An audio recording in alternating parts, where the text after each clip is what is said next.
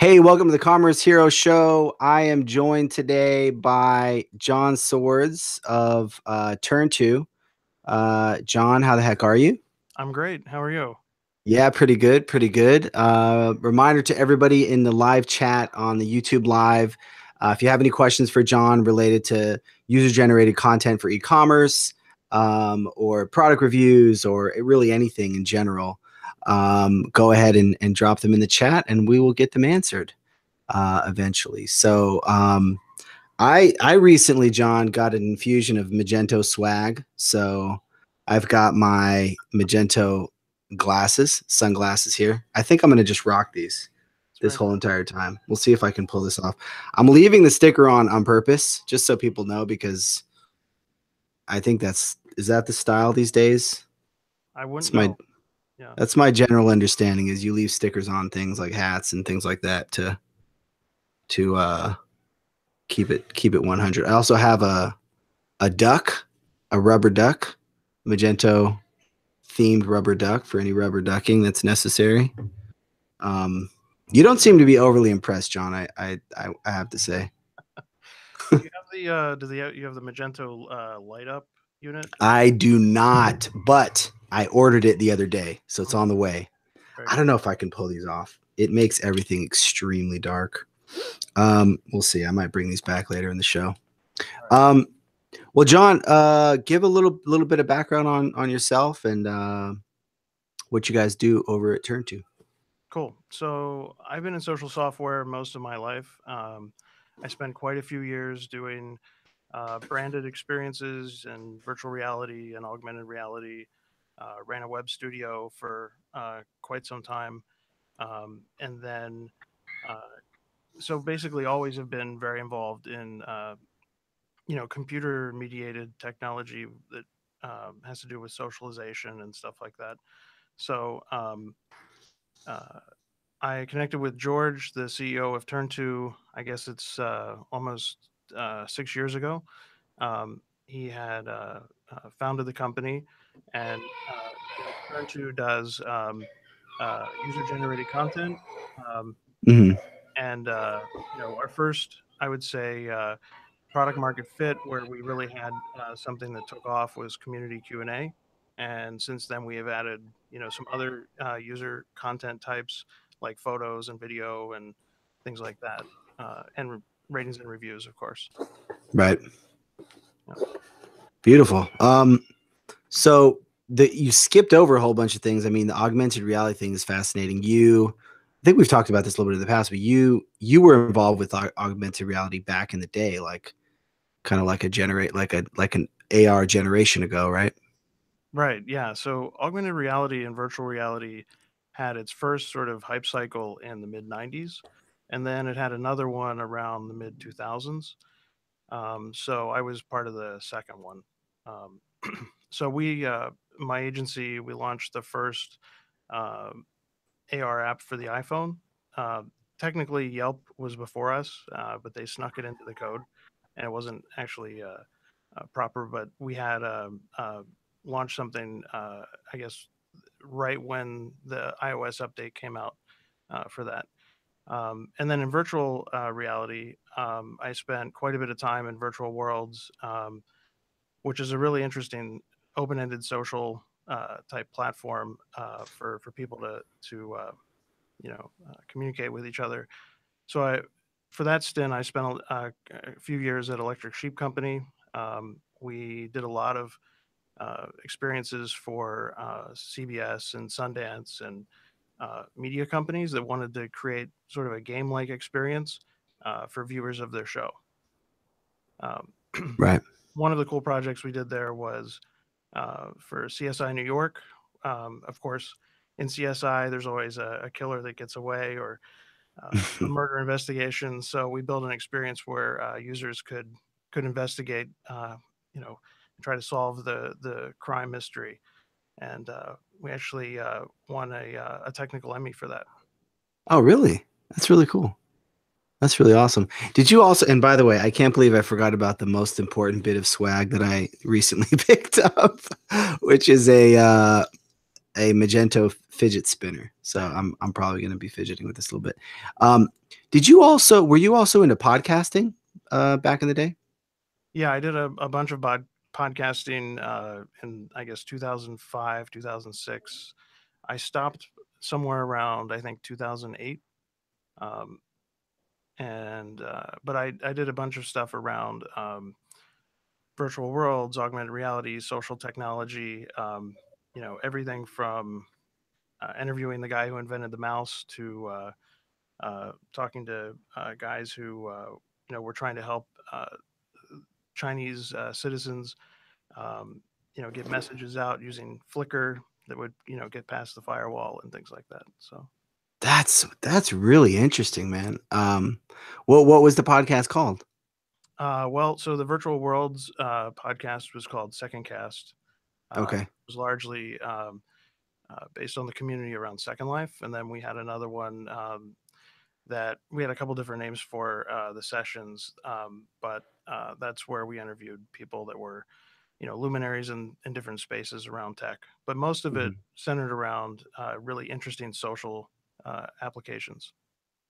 That's really interesting. I mean, you were involved in three major trends, like basically one hype cycle ago, right? Podcasting, VR, and AR, um, which are massive today, right? That's Yeah. what do you think of? I'm gonna guess either one of those AR, VR podcasts. What do you think about kind of the current state of? Well, let's maybe talk about AR. What do you think about kind of the current state of AR? Well, I think AR. I mean, the generation I was involved with was very limited. You could you could program uh, a library to basically detect maybe, I don't know, six different markers or objects, and beyond that, you would start to get false positives, and it was very hard to get things to overlay properly. But we're talking about the iPhone uh, 4, iPhone 5. Yeah. It was, it was a different hardware as well. So there were just a lot of limitations. I think it's really promising what can be done now. ARKit on iOS is really impressive. Mm, yeah. Yeah, it's kind of wild what they're doing. So to jump back over to the turn to stuff, what so you mentioned Q&A being kind of one of the recent kind of one of the early features that you guys hit on. Um, I'm probably most I think about like Amazon Q&A, as an example. Is your guys' feature set pretty similar to what somebody might experience on Amazon?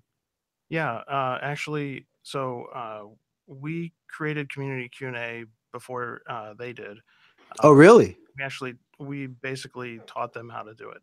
Um, Really? Amazon Wow. doesn't usually buy software from SaaS companies, so there wasn't a client opportunity in that for us. But they, uh, you know, it was very flattering because it gave us a lot of validation on that product at the time.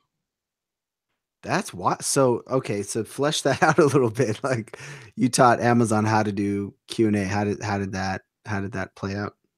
Well, I suppose they looked at a lot of the sites that we had it running on, and took inspiration from that. I mean, we at one point I think we had a conversation with them, about it, and I think we visited their offices, and it was a good relationship. Um, they uh, but basically most of the functionality there around how we do active outreach and how we do the which is the process of asking previous buyers of the product to answer a question. All of that was very much modeled after what we already had. That's super cool. Two questions. I'm curious to learn more about the active outreach bit. But does Amazon? Because I usually think of the innovation going the other direction, like standalone e-commerce sites, say in the Magento community, maybe taking inspiration from how Amazon does things. I know, like for example, with the email software I built, MageMail, I was doing a lot of the things that Amazon was doing with recommendations and review requests, that kind of a thing. Does Amazon regularly take inspiration from people like you guys, independent software companies?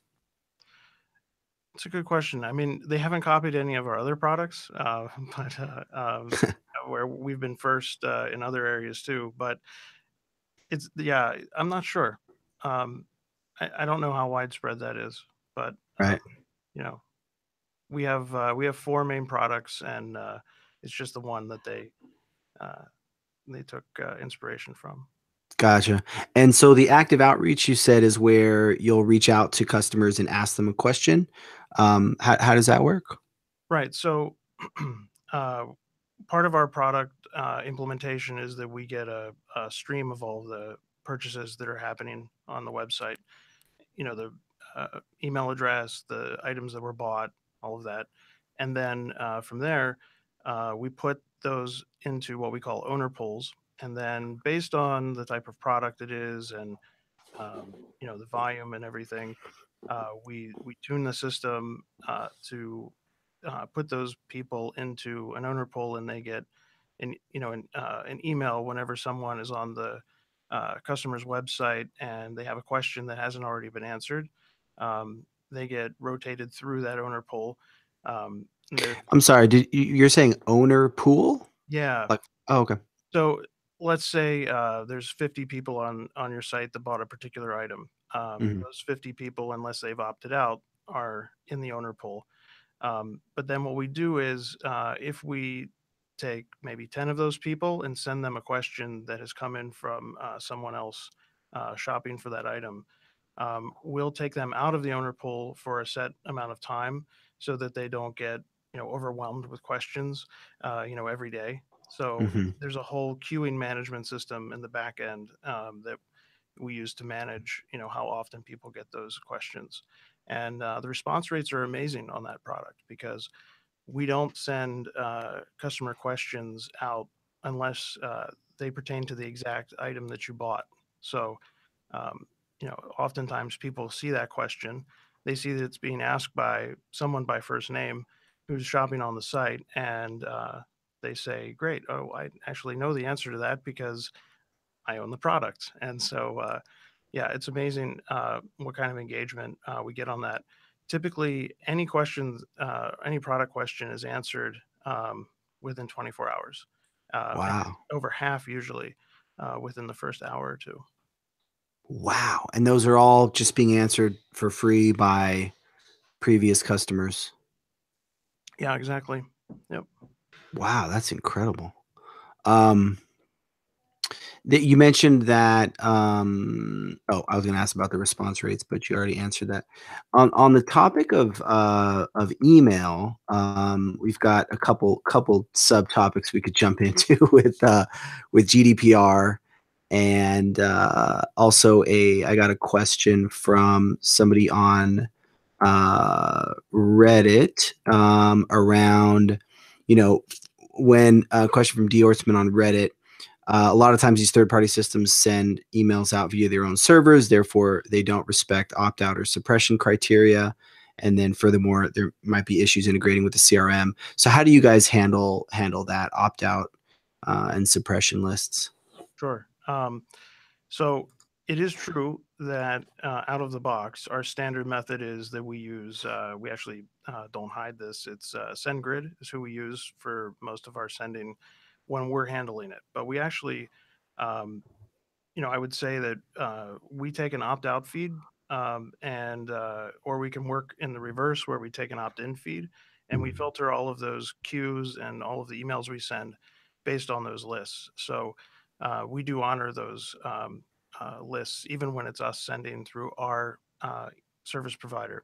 Oh, cool. Yeah. When we're sending the emails, there are cases where we work with, we have good partners in, Bronto, Listrak, and others where we have, we'll actually trigger the email, we'll compose the email in our system, but we'll use that particular ESP's API to handle the final delivery.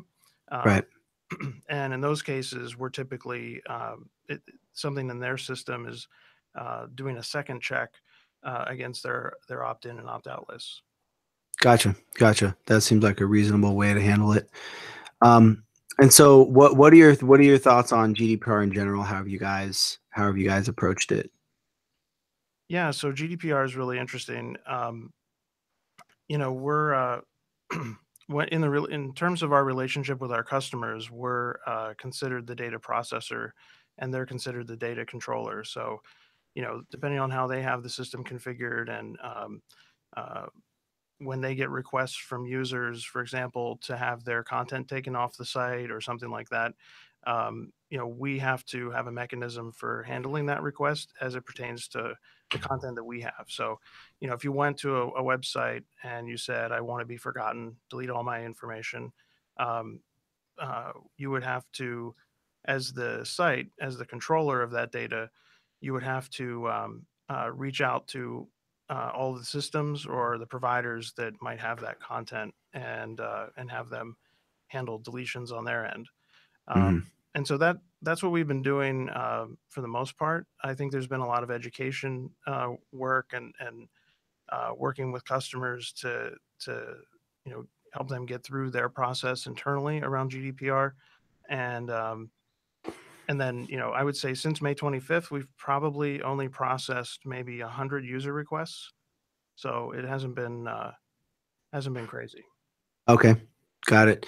And how are you seeing U.S. companies handle this? Because it's a bit of a gray area. It's the kind of thing where, in theory, as a U.S. company, you got to change all your policies around how you're interacting with European users or users that are in Europe whenever they're using your service.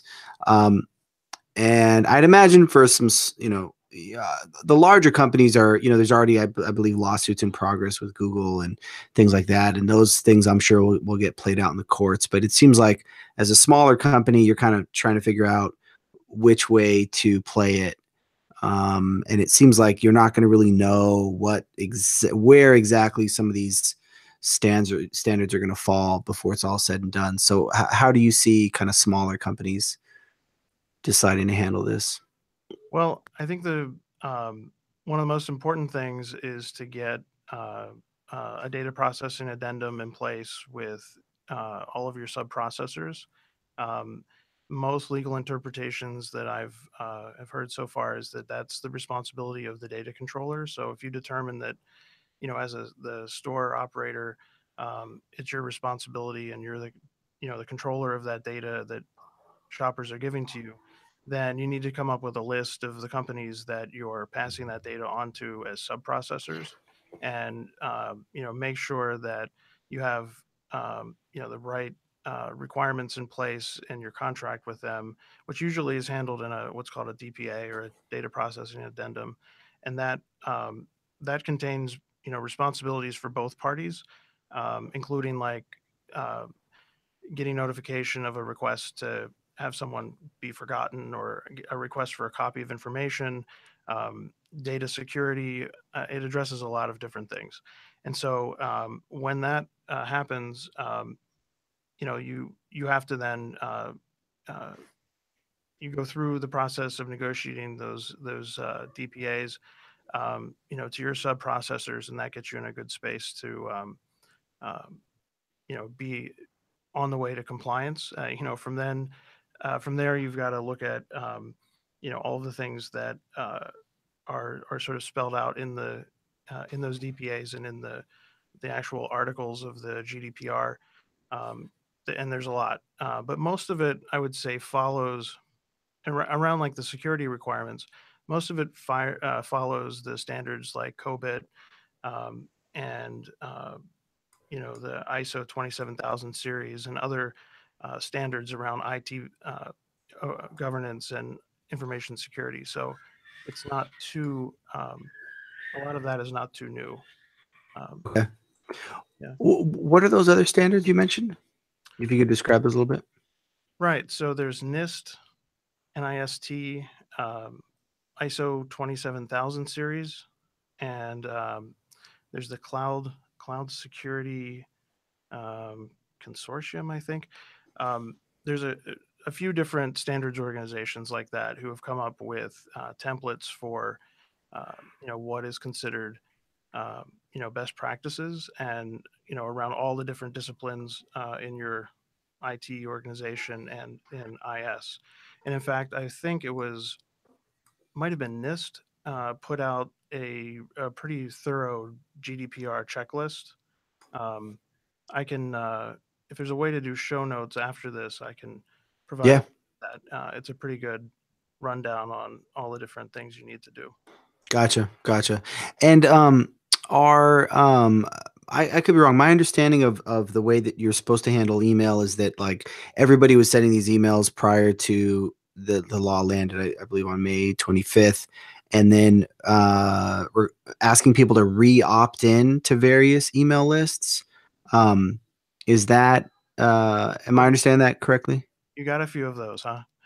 Yeah, I got a couple, one or two. Yeah. So Yeah. my understanding of that is that you're supposed to like going forward not send any email right to people in the EU unless they re-opt in. Is that if you get consent or they re-opt in? Is that the idea? Um, yeah. Basically, that's part of it. There's a few different. There's a couple different criteria, but basically, there's something called explicit opt-in or explicit consent, and that's on the data controller responsibility to get that. So in most cases, that would be e-commerce, stores, and that's something that when people sign up, typically what I'm seeing is they put up a cookie notice because cookies are included in GDPR, so they're putting up a cookie notice with a link to a privacy policy, and then Mhm. once you create a user account or you've provided your email address, you have to usually check a box and click that you agree and have consented to follow up emails that are marketing related. After that. So, um, what a best practice would probably be to break out your emails into different groupings. So there's you can they can opt into really noisy lists if they want updates all the time, or they can opt into just things about their transactions or things about community content, things like that. So um, what stores should be looking to do is getting that in place. And there was legislation before the GDPR that technically required the opt-in before, Oh, okay. but the GDPR, the main difference is that now there's teeth to it. It's long arm legislation, and but they can now in theory levy fines, and I think that's why this time around people pay more attention. So yeah, so explicit consent is one of the key things, and you want to get that up front as soon as you start engaging with the customer, and then once you have that, then you can distribute opt-in, opt-out lists to your other providers depending on what the user chose to remain in and wanted to leave. One of the hardest things with the GDPR is determining who is actually covered, and I've seen with cookie pop-ups, they'll try to geofence those to the regions where it really is necessary, but Right. um, it's not perfect. It's definitely not perfect. So Right. because you can be an EU citizen who's not in the country or using a VPN, and there's all kinds of edge cases there where Right. not not exact. Right. And so, did you guys like in the context of that Q&A functionality where you email existing customers to ask them questions, did you have to change? Did you have to immediately stop emailing anybody that's in Europe unless they explicitly consented? So the way that works is the stores that we work for, they provide us with updated opt-in and opt-out lists, um, and Gotcha. we update our system, with that. We also, I mean, Gotcha. we also do So, help. as the controllers, it's their responsibility to just get you updated opt-in, opt-out lists, and that's pretty much it. Right now, we do assist them a little bit on the communication. So if someone wants to opt out and they're at the point where they're looking at an email, um, and they want to no longer receive those, we actually can collect that opt out and bring them to a page where they can do their selections around our technology. Do they want to receive questions? Do they want to be asked for reviews? That kind of thing. Um, and so we handle that, on um, a UI of our own, and then we pass feeds back to the customer for that. Gotcha. Gotcha.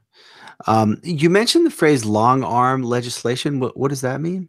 Oh man, I'm not a lawyer, but I know. I was waiting for you to say that. You should have said that like 5 minutes ago. yeah. So long arm legislation is basically GDPR is just that. It's a law that uh, basically, I guess short arm legislation would be something that would only affect the companies that are in the EU, but it's long arm because uh, Europeans have really long arms and reach to other countries, and so the legislation impacts American companies to the Right. extent that those American companies can be held accountable in courts.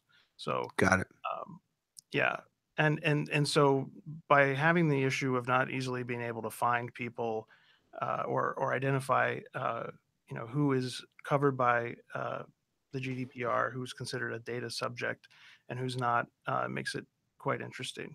And so that's why a lot of companies have opted to just while they're in their system making updates, they're making a lot of that functionality that Europeans can now take advantage of. They're making it available to their other, to all of their users, even if they're known and have confirmed they're in the U.S. Hmm. Yeah. Yeah. Um, and then another, while we're on the topic of fantastic European laws that are having some impact on us here in the US, you mentioned EU Article 13, which I actually wasn't aware of that. I looked it up real briefly before we got started today, but could you talk a little bit about what that is? So I would love to know if there's anyone in the chat room that knows more about this than me. The uh, Electronic Frontier Foundation and others are very actively trying to get people aware of this in the last couple of weeks. Basically, um, Article 13, as I understand it, is an amendment that's proposed to be added to the copyright law in the EU, and it's currently in committee. And the committee vote is coming up on June 20th. And when that vote occurs, presumably then it goes out to a broader vote for um, the EU to decide if they want to enact it.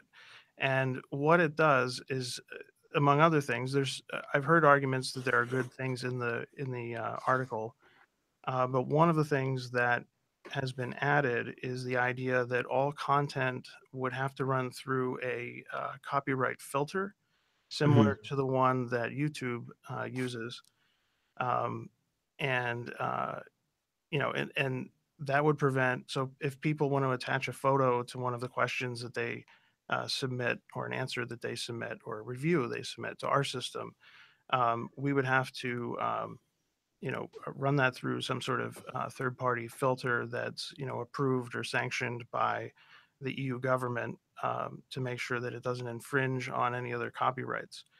And detractors of this say that that is the technology, even on YouTube, is not um, good enough to accurately identify those things.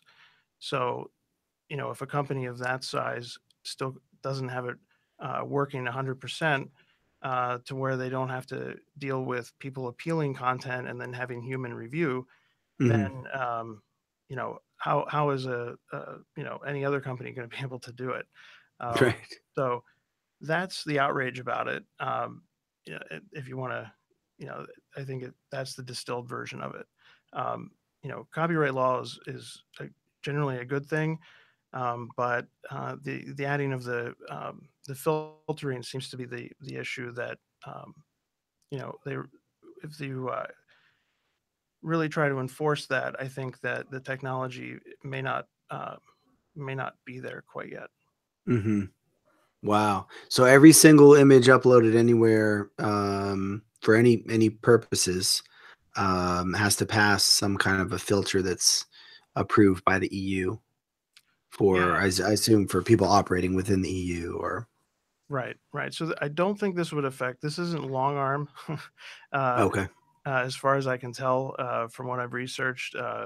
It would only impact sites that are running in uh, in the EU. So our EU customers would be affected by this. Um, I'm trying to get odds from anyone in the know as to how likely it is that it passes committee on the 20th. It could be that the public outrage has been adequate, that it may pass, but then before it gets uh, uh, written into law, there'll be another revision where maybe they fix up some of that. But because this involves links to other sites and photos and videos and text and everything, um, some are saying that like it would, if it went into effect, it would effectively end Wikipedia and other services because it would just be untenable to get um, Right. a system to support that. Right. Right. I think I read somewhere that some people are saying they could try to basically ban memes Right. uh depending on how this is implemented. So I mean, never try to get in between the internet and their memes. They will not react kindly to that. Yeah, people are like, it's okay for Wikipedia, but you take away my vast collection of memes, it's unacceptable. And the idea that somehow they would then, layer tariffs or fees and licensing for the original creators, it makes it really, really crazy. Uh, Yeah. so we'll see. I mean, in many ways, the EU is ahead of us on things like the GDPR. It's you know, it they created something really interesting with the GDPR.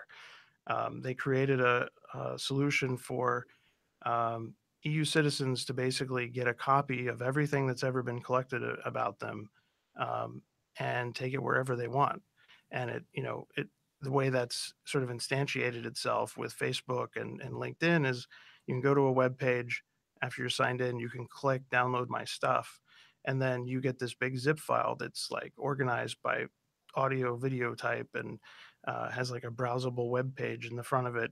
And you know, if someone wanted to go build a replacement to Facebook, you could just have as part of the sign on, click here and upload your zip file, and you would have instant Facebook basically.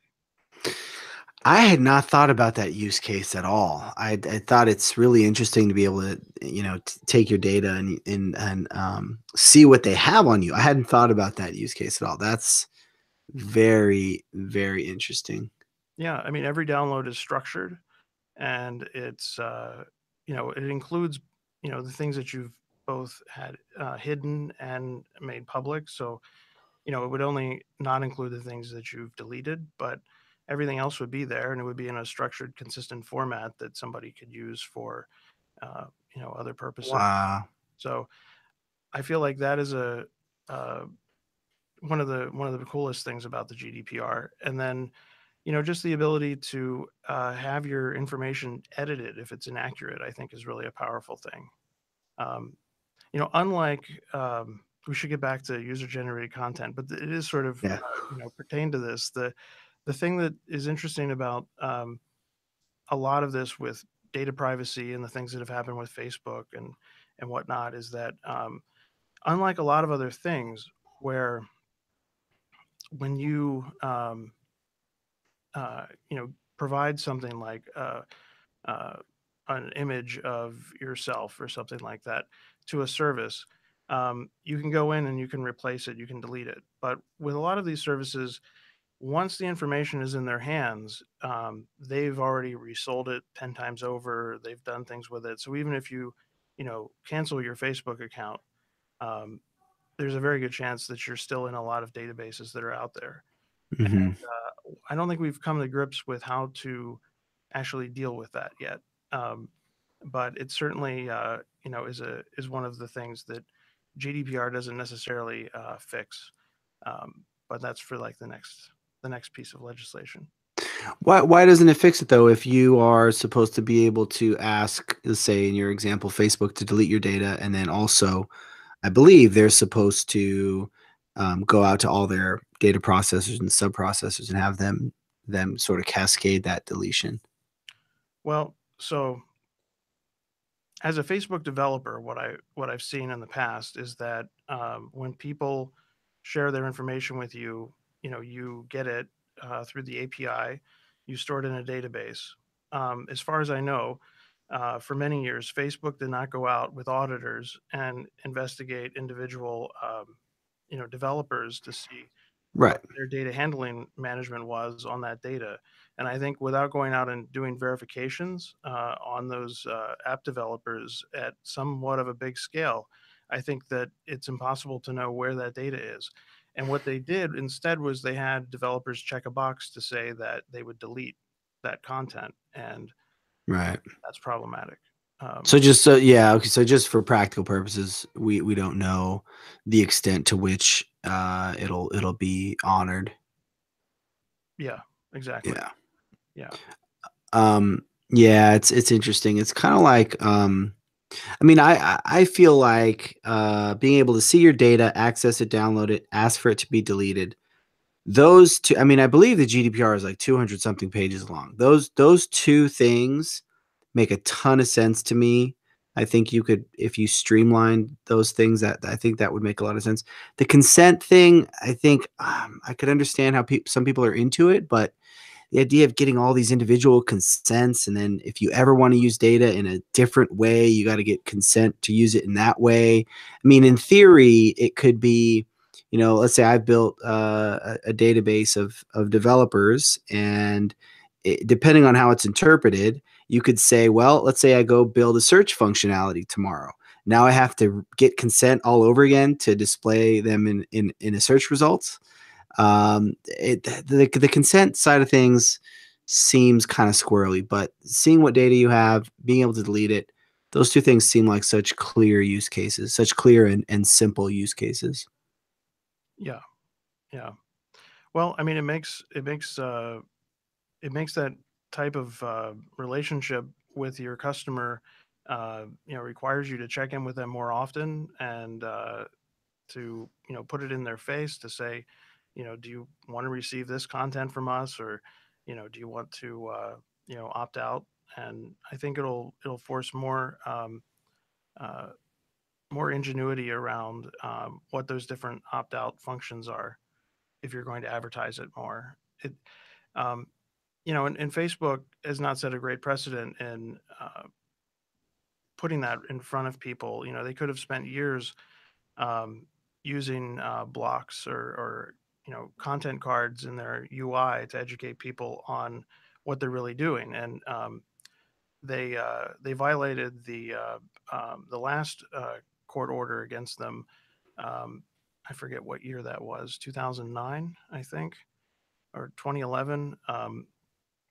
And basically they were told that they need to have full disclosures. That what a disclosure I think would have to read is that when you go to do a sign in using your Facebook ID, it would have to say, um, you know, you're using your Facebook information to connect to this third party. We are giving them the following things to them. We don't audit them, and we just take their word for it that they're going to, properly handle it. Yeah. Are you sure you want to continue? Yeah. Yeah.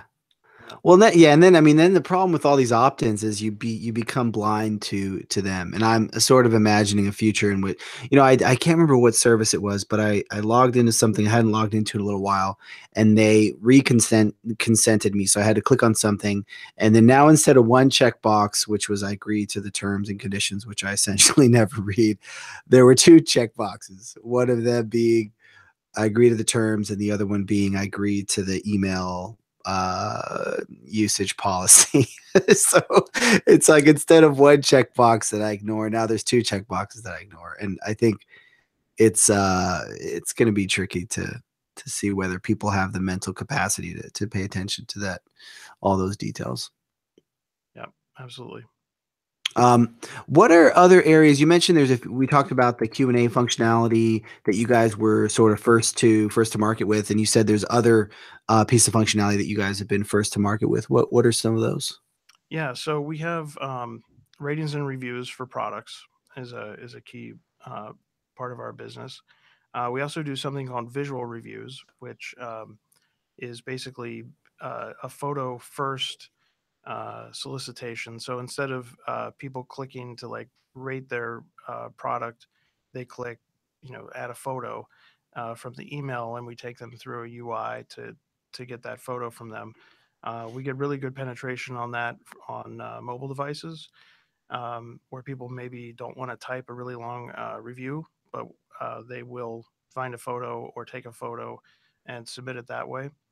And unlike our competitors in this space, we handle photos as a sort of a, a first tier content type. So um, someone can upload a photo but not write a review. And a lot of other systems, the photos are sort of secondary to the review. So you write They're the just an attachment to attachment. the review Yeah. content. So we built some really cool stuff that allows you to treat them either together or separate, depending on what how you want to display it. And then we have something else called checkout comments, which is sort of the lightweight review. It's sort of like a tweet. We collect it at order confirmation. So where you've just completed a sale and you get the confirmation number, we throw up a dialog box that says, "Why did you choose this?" And we get 1 to 2 sentences usually from the user about sort of what led them to that choice. We spent a lot of time testing that language. It's very interesting. Why did you choose this? Gets the best answers. If you say, "Why did you buy this?" you tend to get things that are more related to discounts and you know information that may only be temporary Mm. or ephemeral on the site. So telling someone they got it on sale when the sale's not going on doesn't help. So why did you choose this tends to get you know uh, good information from the user, and then we take the highlights of those submissions and we put them on grid pages where products are shown. So we get a lot of checkout comments, and the cool thing about them is they come in starting on the day you put a new item up for sale. So even if you're a fast turn company where you don't have inventory that lasts very long, checkout comments works really well to show that there's velocity and sales happening behind a product. So when you're looking at a grid of products, we encourage customers to put how many reviews are available for that product with the average rating, but then also how many checkout comments. Um, so that gets people to click through on the page. And we do a lot of different things with checkout comments. We put them on pin boards. We put them um, to tease out landing pages. Um, there's a lot of different applications for them, um, but they tend to do a really good job of summarizing the research the person did to make the buy, and you get that content before they've even received the product. So it answers a different question. It really goes to the heart of why did you choose this item versus what do you think of the product, 14 days Hmm. later. And both have very valid, use cases. That's super interesting, man. It's really finesse. It's just such a simple thing to ask them, but it's at a critical time in the sort of the customer journey, right? Because when you purchase something as a customer, depending on the price point, you could spend like I bought, some cameras and stuff recently. So you could spend like a lot of time researching that purchase and things like that. And so to crystallize that whole entire experience into a couple sentences right at that moment before, 4 weeks later, you've already forgotten, what your experience was leading up to making the purchase. And now it's more about how satisfied are you with the purchase. That's really interesting. Yeah. It seems so simple, but Well, so, um, we did a bunch of research.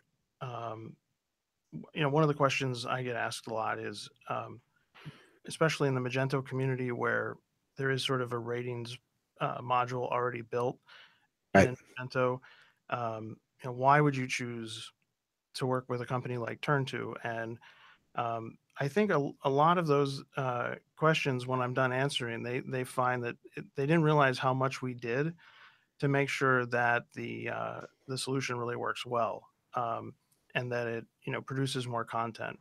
One of the things, I've got a couple stats here that I can share with you, but one of the things that we're really big on is we have four different content types. They play well in different parts of the purchase funnel. Some work, like the pin boards work really well for product discovery.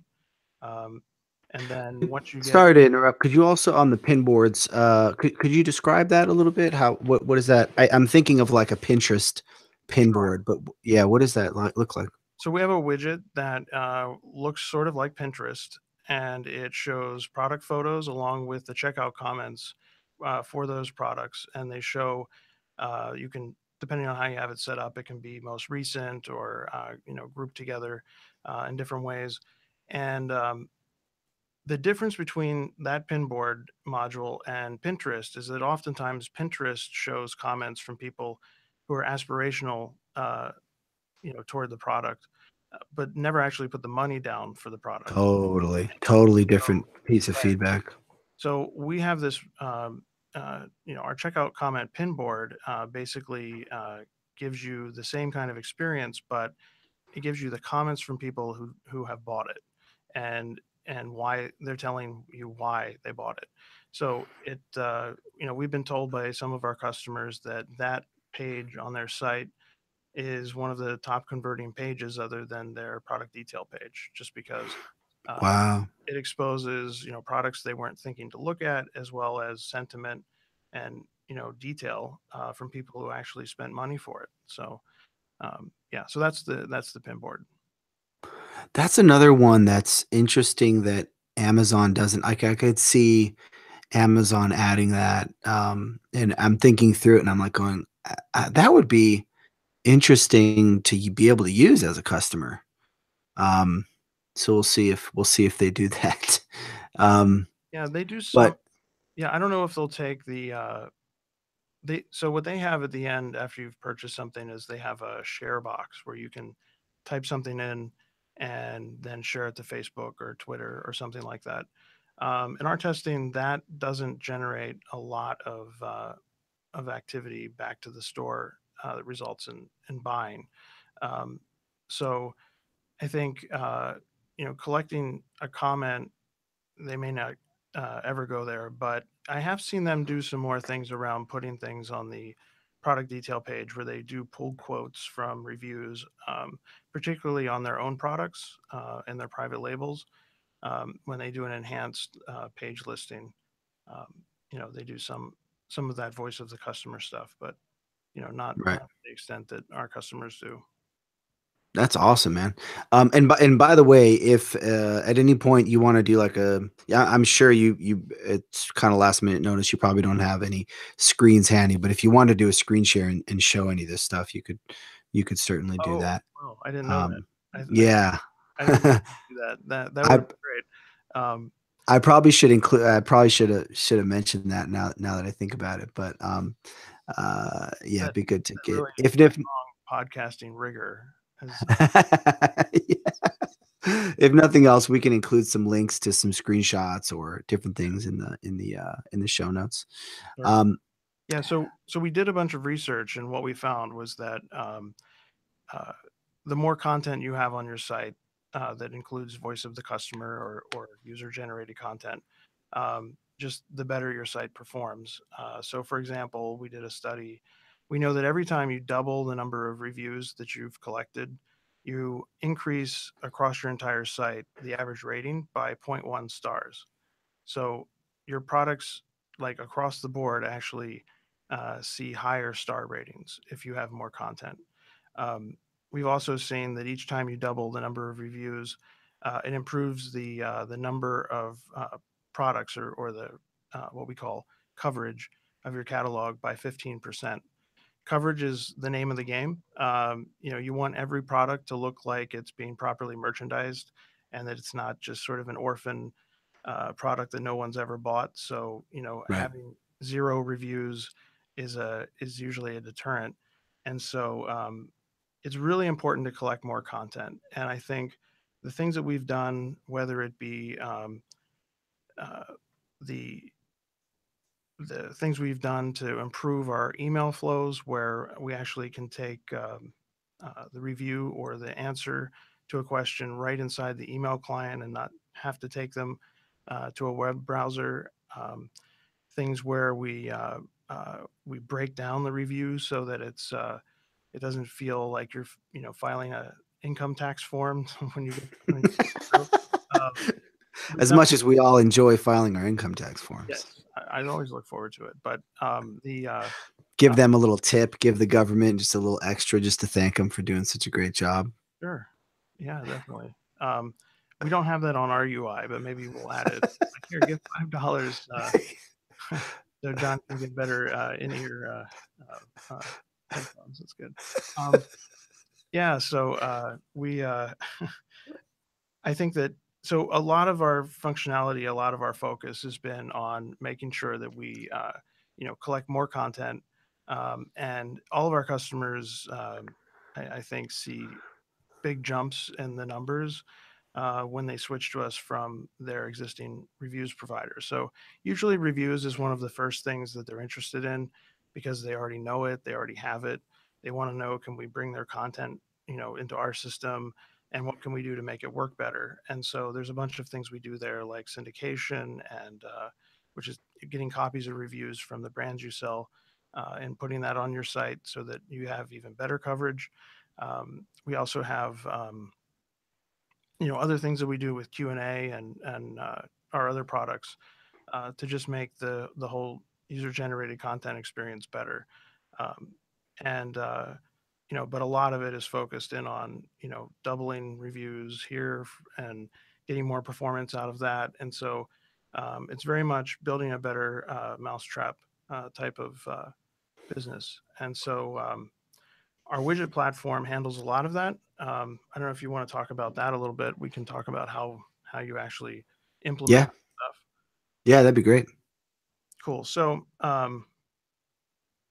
basically, we need three things. We need feeds. We need the order history, which we can either take in a feed or we have a pixel on order confirmation where we can capture it.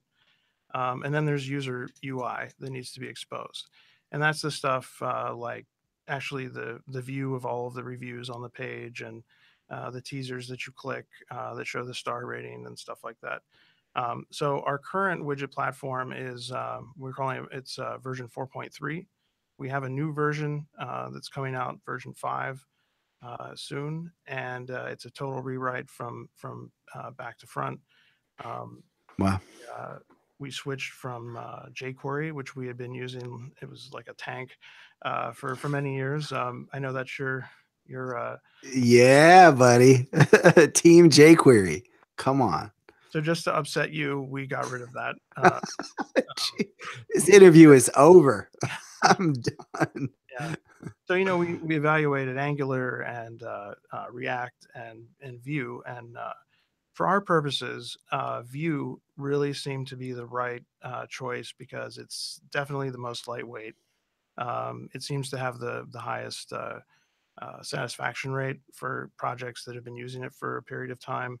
And it sort of suits what we do because, we're not building a whole website. Typically, what we're doing is we're putting a little piece of functionality into uh, an area of your website, and your website might run on Angular or jQuery or something like that.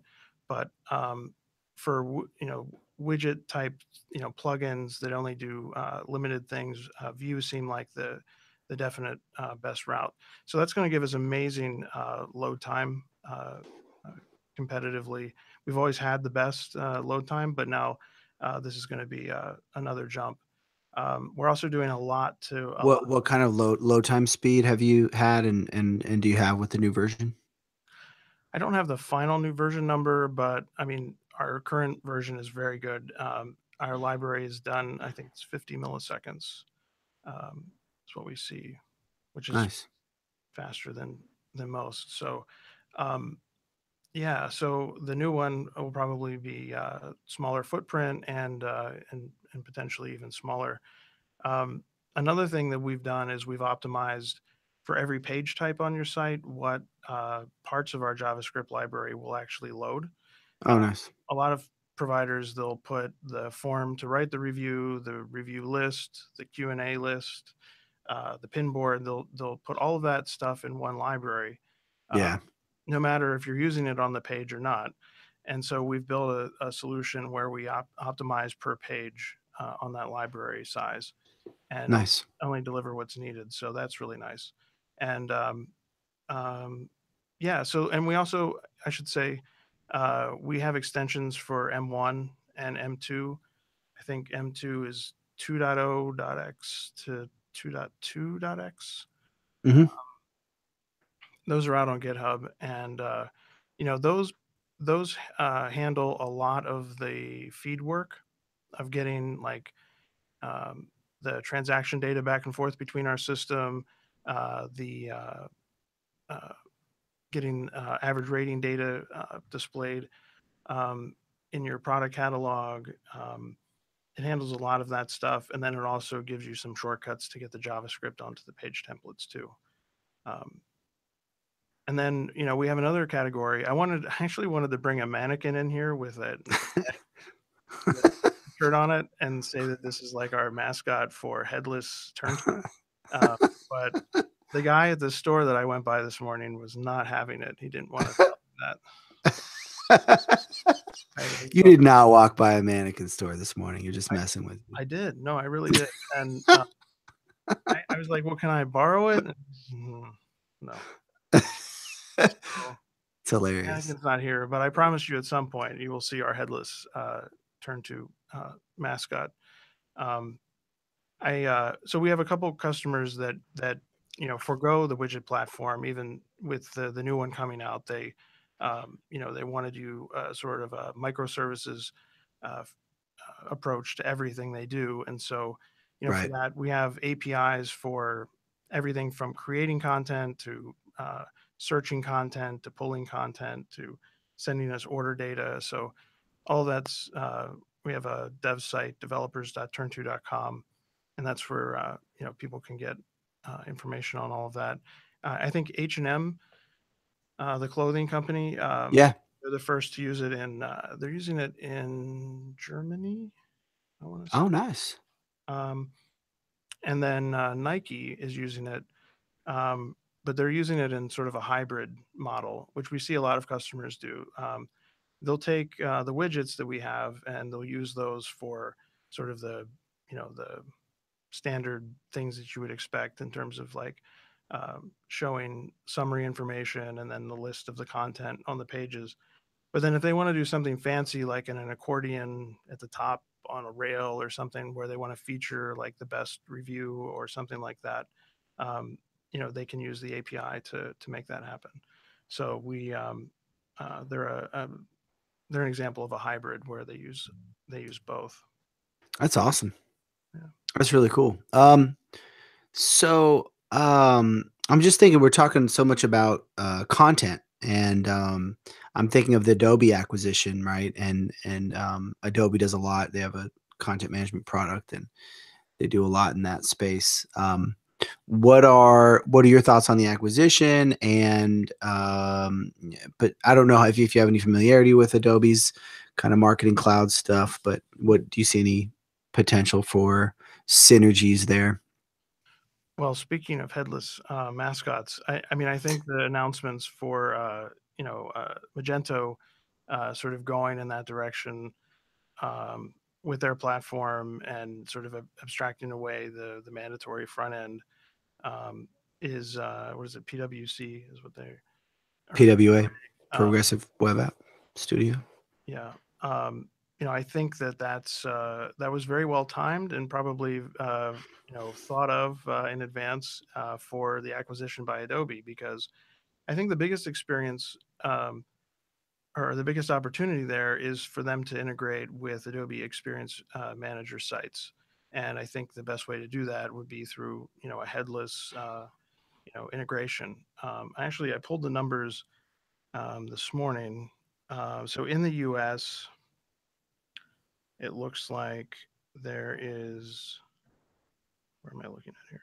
Well, so first, Adobe Analytics, it looks like it's being used on about 6,500 websites, and those websites have shopping carts on them, and their average sales revenue is around 60 million. So that's like a good mid market average. So there's a lot of sites that there's a lot of good deep integration that can happen on the analytics side. On uh, the part around like managing audiences and doing dynamic media, so Marketing Cloud itself, 3,122 sites, average sales are 39 million. So there's a big opportunity there for companies that, especially brands that have traditionally used um, their experience manager to manage their site, and they're a brand and they're just now getting into having a cart and going transactional. I think that's definitely a big win. I think there'll be a Yep. lot of that. And I was also looking at the IR 1000 list for this year. I think they're still getting some of the vendor data updated, but it looks like at least 25% of them use Adobe Analytics.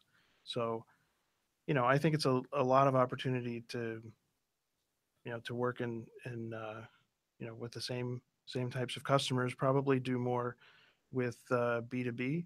Although I've always thought of Magento as sort of being good for B2B, and the sort of the complexities around unique uh, material uh, and distribution things that companies need to do. I always thought that Magento catered pretty well to that. But this probably opens up an even bigger opportunity for them. Yeah. Yeah, I think Magento's had a, a pretty significant percentage of B2B. I want to say 30% or something like that. They've had a significant percentage of the client base as B2B for quite a while, even though they really haven't. There's been a huge push around it. Probably in the last 2 years, I'd say. And yeah, so that's interesting. So you've done some research, I see. Are you guys are you a big, as the chief product officer, are you a big research person? Do you do a lot of competitive research and things like that?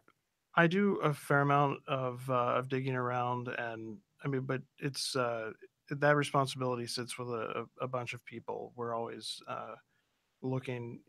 I sort of handle um, certain market moves within like the Magento space, um, and others handle the what's going on more with Salesforce, and so forth. So, yeah, I mean, we have our my product team. We have different people assigned to sort of the different major ecosystems to keep their ear to the ground of what's going on, and we have quite a few third party tools that we use to assess what's changing and what the trends are between the different vendors and platforms.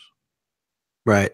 What trends are you seeing in the Magento space, in this ecosystem in general? You have an interesting perspective because, as a pretty established product company, you guys interface with lots of different ecosystems and e-commerce platforms. So you can probably give a pretty good sort of unbiased perspective on what you see in this ecosystem in general. Just in terms of like ebb and flow of like the users, or Yeah, like are you seeing a lot of growth? Are you seeing, there's competition between Magento and Shopify on the B2, probably on the B2C front. There's other e-commerce platforms that Magento competes with. Like how do you see um uh where do you see the product being at in the market, and are you seeing a lot of growth, or do you think they're losing ground in certain areas? so to address that part, I do think that they're losing ground to Shopify Plus uh, in the cases where the store doesn't have a lot of customization needs. They Totally. They can work with, a couple third-party apps to accomplish what they need to accomplish. Um, if they've been on Magento and they've edited down sort of what they really want it to do, they may find themselves in a situation where they can make that switch, and it's not going to some sort of cookie cutter, WordPress uh, site where the front end, the back end, everything is so locked down, and or maybe even hosted and restricted to the point where you can't do anything with it. I think Shopify's got a really great model of keeping engineers out of the guts of the system, and having them on the perimeter using APIs, and hopefully to a thoughtful core that they maintain, um, and that gives them some definite advantages on like implementation times and resources required. The total cost of ownership is probably much lower there, unless in the future you have a situation where you have to build something really custom and it's got to run on a third party server somewhere like Amazon. um, that's a different story. But um, I think they're doing pretty good at going after those businesses. So I would imagine a lot of Magento community sites that are still on M1. Um, they're they're probably good candidates for going over to Shopify. But um, other than that, I don't really see a whole lot of movement between. Uh, I think of Magento as like complex. Um, at least in the in Magento Enterprise, I see it's a lot of complex products, B2B to C type companies where a standard SKU model just doesn't quite do it. I was talking to a company that does class rings for all the high schools in the country, and they have a really complex problem where uh, the the ring style is one thing, but then each school has their own variant of it, and then the customizations that the end shopper might want to add to it add another detail. And so I think some of those things can be built out in a way that really work well on Magento, and would be a lot of custom work and sort of working around the platform in some other cases. um, Yeah. and I think Salesforce, um, a lot of our Salesforce customers are brands that are selling direct. Same goes for Oracle, um, where they're big organizations, and they um, were probably non-transactional for a while, or they were the e-commerce site of last resort, but now they're starting to compete more with their channels, and they. But I think that they're probably using those platforms for their CRM, for their email, for a lot of different things. I think it would be a lot harder to see those customers get unseated and move to Magento. Hmm. Yeah. The class ring side is interesting. I'm just thinking through all of the how interesting user generated content could be in that case, right? Because people are talking about their graduation experiences and all of those memorable experiences around the class ring, which is Yeah, interesting. But that's a no, that's a really that's a interesting perspective in general on kind of some of the different major platforms in the space. yeah, yeah. And for sites like that, like the Class Ring Company, we have a really robust system that can handle those different variations really well. We have concepts for similar item groups, parent-child relationships. We also have a sort of a limitless product attribute model where you could apply all kinds of different attributes to the product, and then the content that comes back in relationship to those products can be sliced and diced and presented, very meticulously to the right people, based on having that set up that way. So I think we play really well in that kind of Magento space too. We have the tool. Yeah, yeah, that's awesome. Um, do you guys have customers that are on Adobe Experience Manager? We have no customers. Gotcha. Yeah, no customers. No, we have Just in general, no customers. no customers. No, we have lots of customers. Yeah, a lot of our customers actually have some part of their site on Adobe Experience Manager. There's uh, pretty sure Home Depot uses it. Um, let's see who else. I actually have the list here. Um, Man, you come prepared. I was in Home Depot over the weekend getting an upgraded Ryobi lawnmower. oh, very nice. Yeah. That's a funny. I'm just thinking about it. If they hit me with an email, I'd probably post something on it just because it's like it's my first time having a home and a lawn, so I'm mowing the lawn and I'm taking goofy pictures of like how overgrown my grass was and stuff like that. So it's funny. I'm just thinking through that.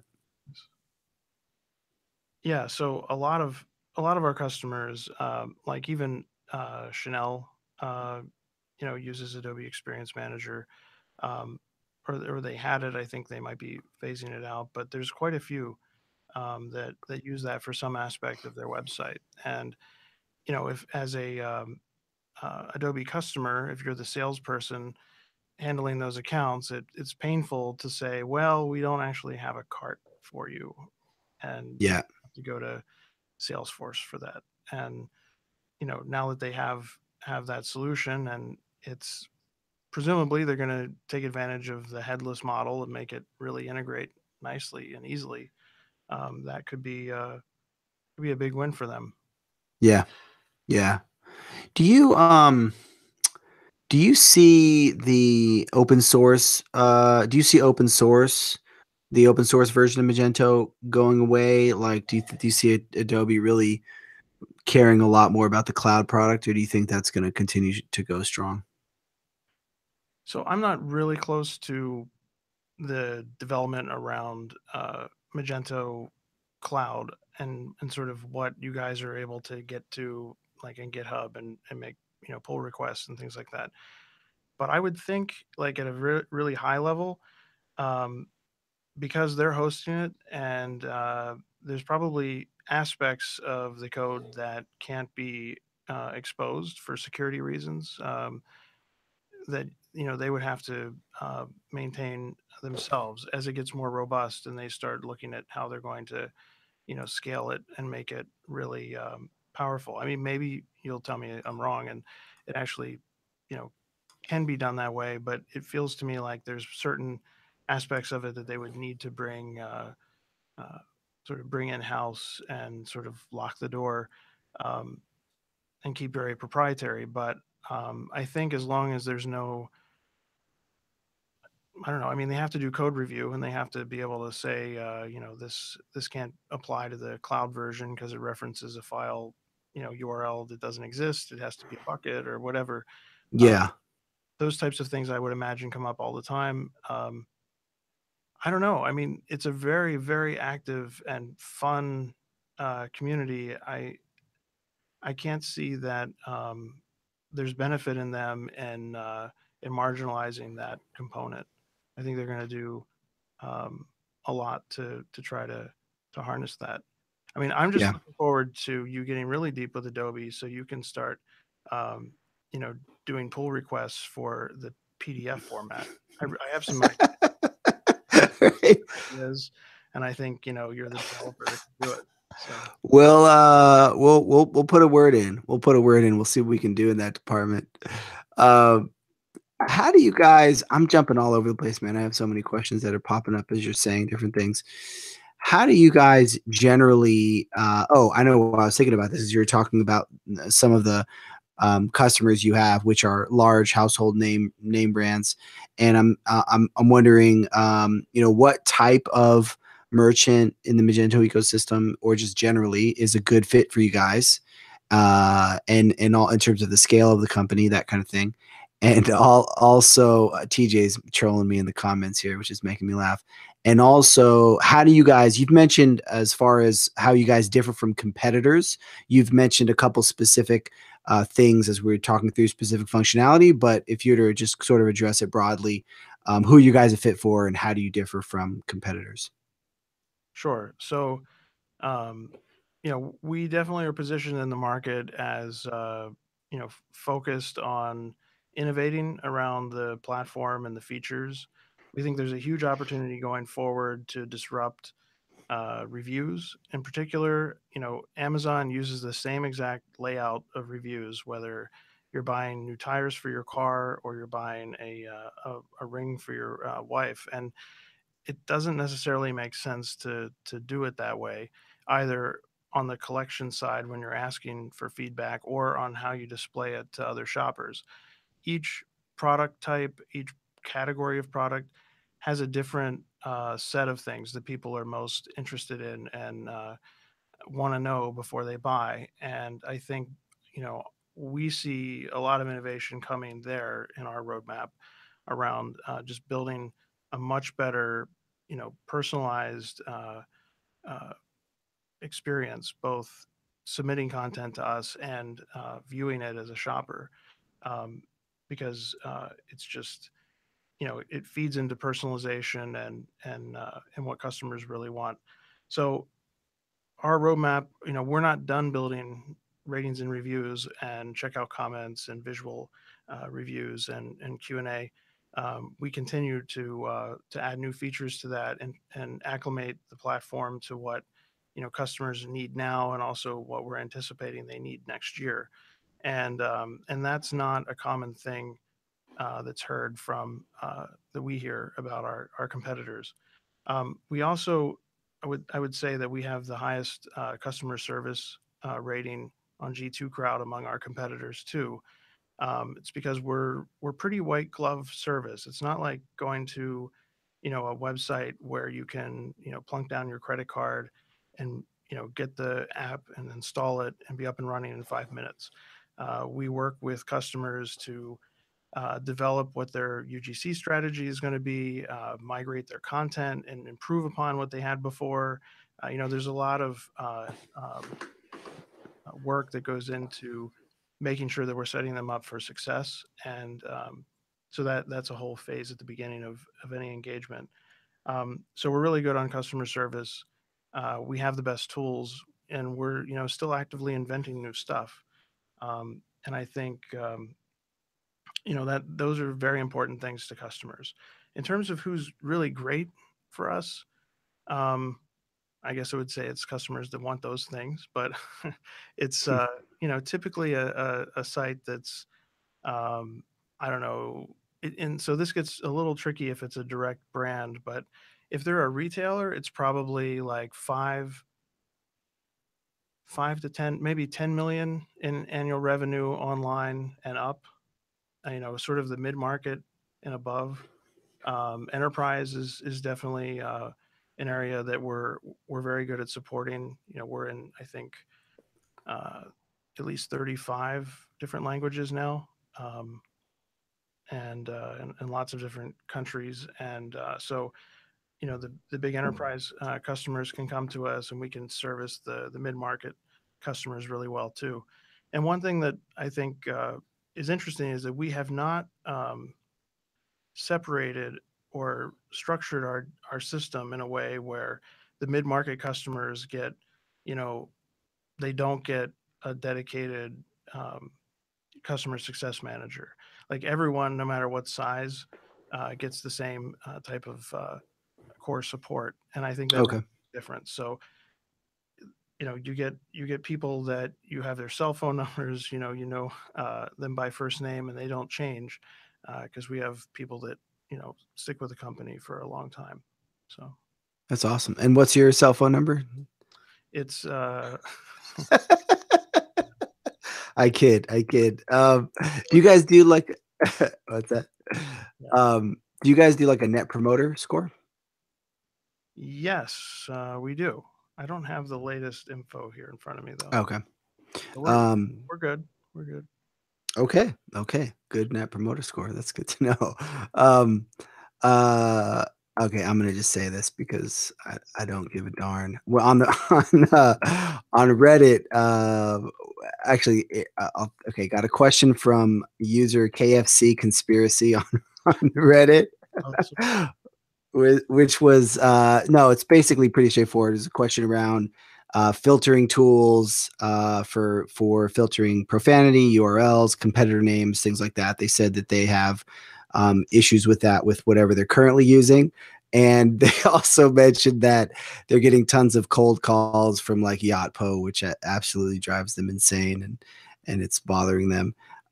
So how do you guys do marketing and outreach? Do you guys do, like cold calls and stuff like that? And also, respond if you could respond to the question on filtering tools.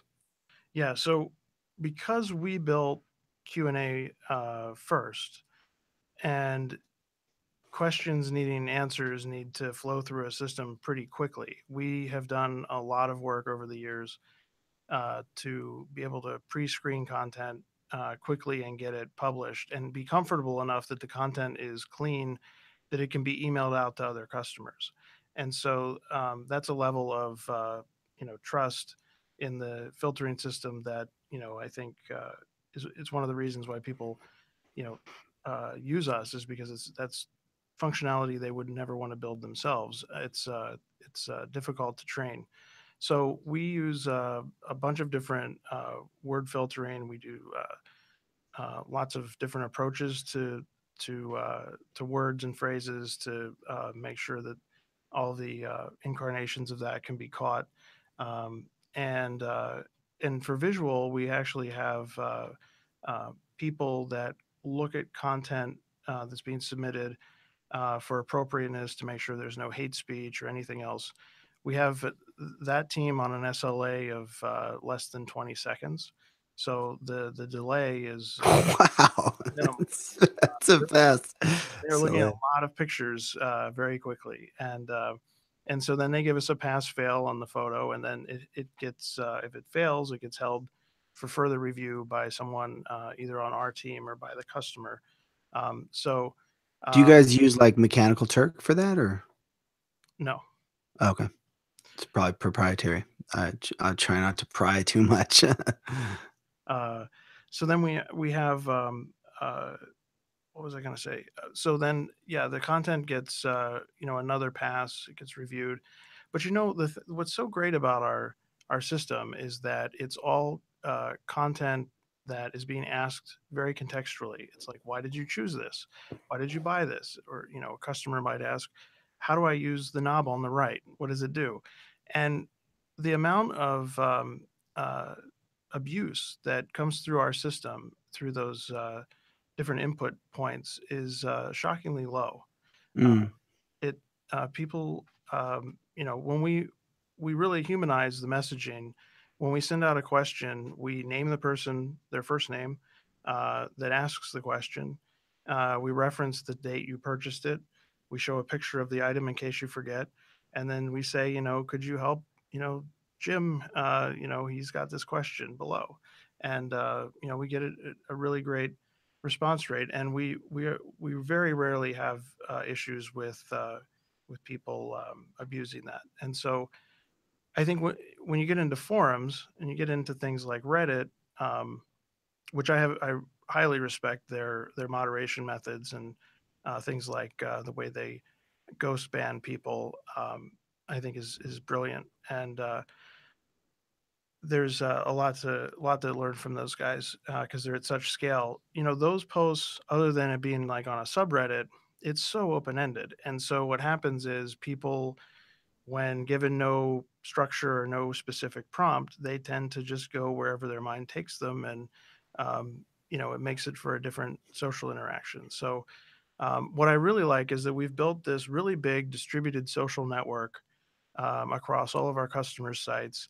Um, and it's between people who don't even know each other, which is fascinating. It's sort of a non-social social network.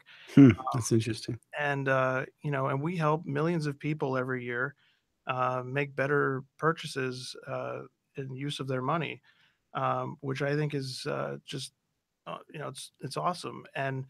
Um, and to those that are answering questions and helping out, you get that a little endorphin hit when you know the answer, and oftentimes you do because it's so targeted. So I think it's a really good um, it's a good product for people. Yeah, that's awesome. Um, we'll skip the second part of that question.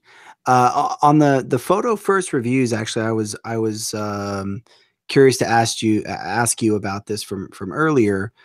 You mentioned that they can quickly upload a photo of the product, works great for mobile, that kind of thing, if they don't have time to write something up. What's that use case there that they would just simply upload a photo of their product without any text there? Like, is it just so people see what the product looks like a more sort of real world photo of it, or what's the use case there? Well, we get a lot of different kinds of photos. Some of them are what you would expect, like just unboxing photos, photos of the product itself. We also get if it's clothing, we'll get photos of people wearing the clothing, selfie style type photos. Gotcha. But then we also get photos that are like we have Sur La Table, the home cooking store, and they get a lot of visuals of what people make using the products that they bought. So it's you know there's a lot of different contexts for what kinds of photos, and we try to encourage people to think about that. Like if you wore a Carhartt jacket, one of our customers, you know, on an adventure, do you have a picture of the adventure? You know, it's bonus if we can see the product in the photo, but it's not necessary. Sometimes it's just as cool to see like where your Carhartt jacket took you. And I think um, there's a lot of interesting context like that. But you know, with food and cooking, we get a lot of, you know, here's what I made with this, Right.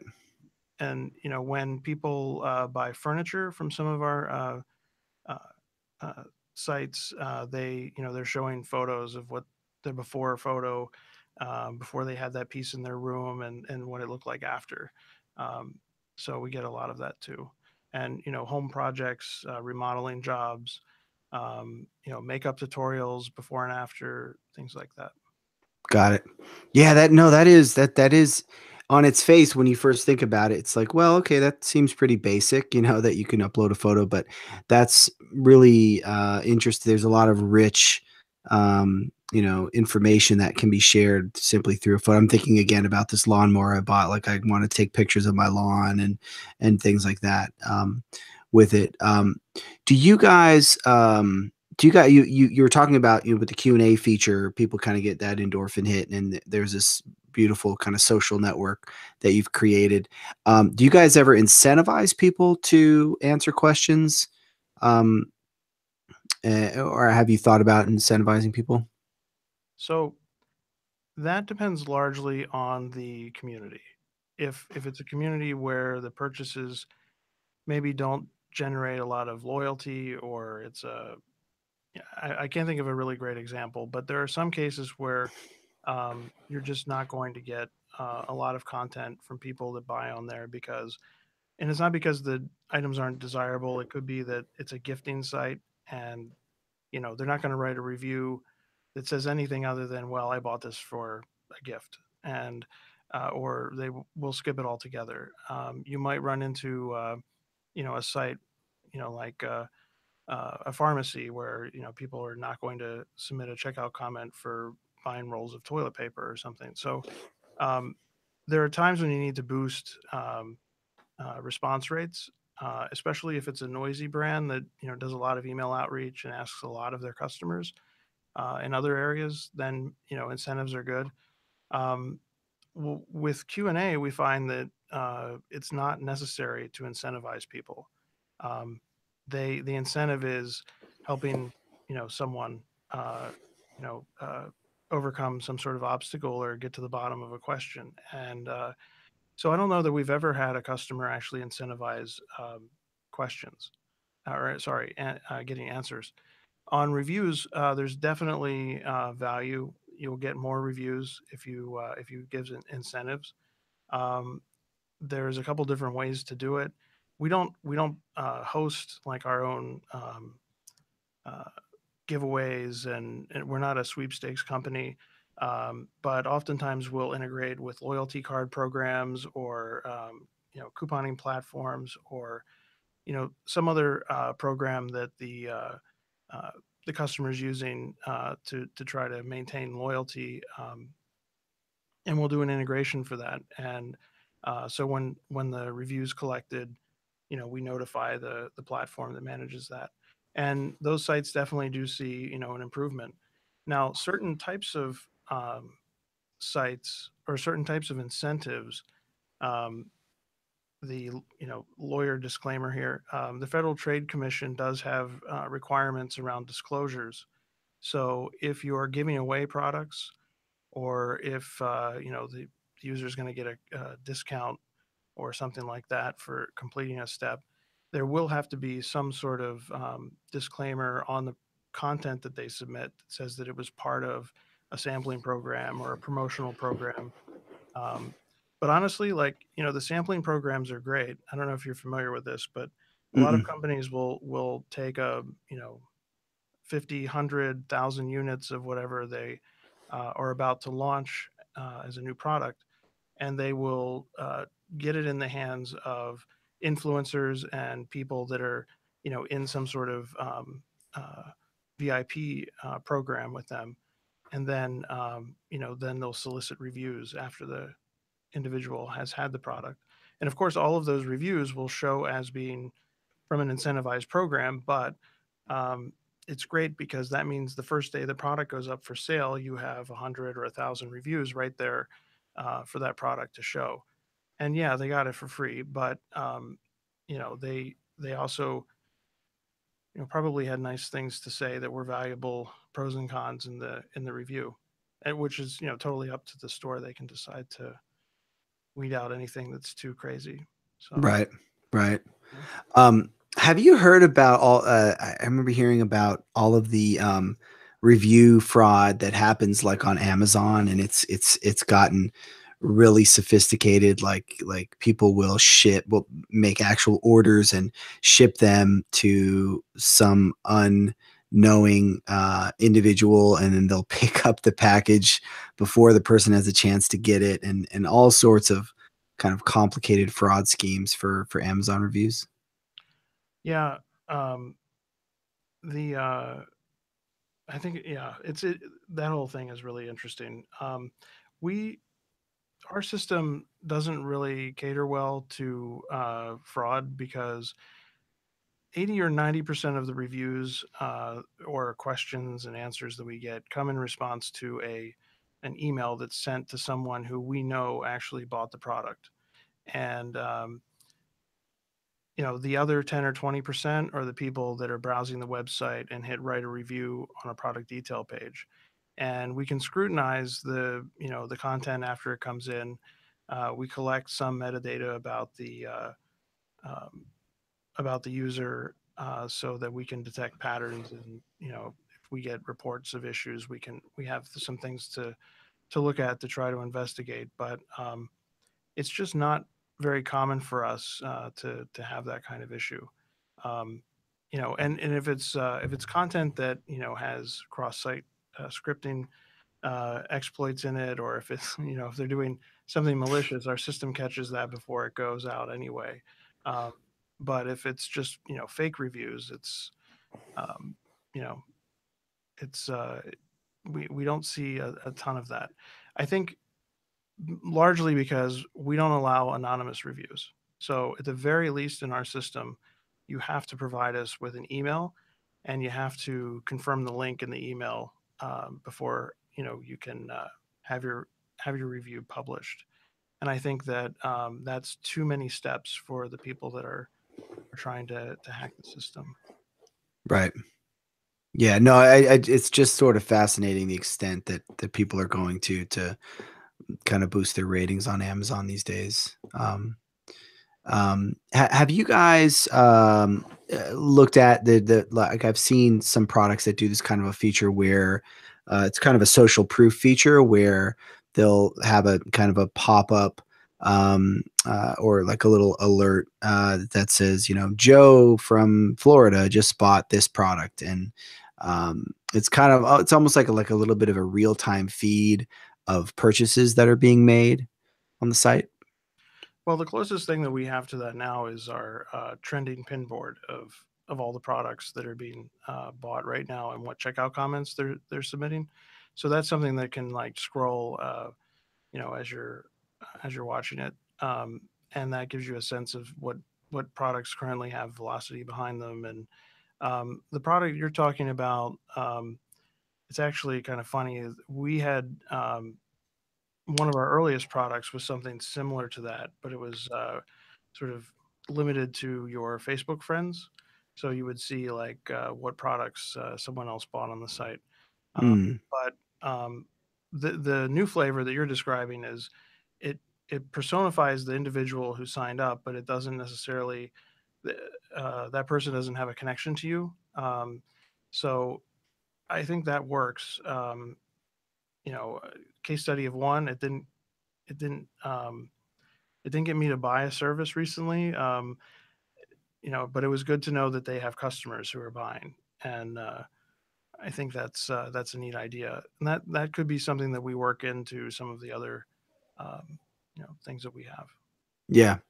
It's funny you mentioned the Facebook Friends thing. The first extension that I wrote for Magento when I got into Magento like 6 years ago, I had been working previously at an agency that was doing a bunch of Facebook apps, and that was a time when everybody and their grandma was building Facebook apps, and so I built it was called friend gated promotions, which was you have to like, and there was this friend gating. I think I got the idea from seeing other things happen in that space where you have to like the company on Facebook, and then you have to bring three of your friends to also like it or like the product page or whatever, and then that would unlock a discount for you. So that was like the very first Magento extension I built.